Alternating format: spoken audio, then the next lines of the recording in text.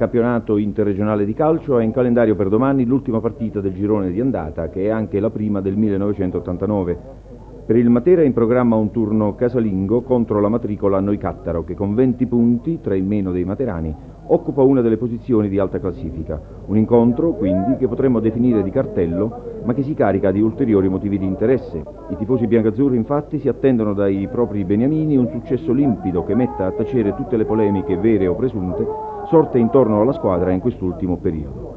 Che Budroni e soci stiano attraversando un momento poco fortunato è fuori dubbio, come ha dimostrato anche la gara infrasettimanale di Coppa Italia, ma è altrettanto evidente che hanno i mezzi e la possibilità di tirarsi fuori prontamente da questa fase poco felice. Una vittoria contro il Noicattaro consentirebbe tra l'altro di fregiarsi del titolo di campione d'inverno, visto che l'Altamura ha in calendario la difficile trasferta di Tricase.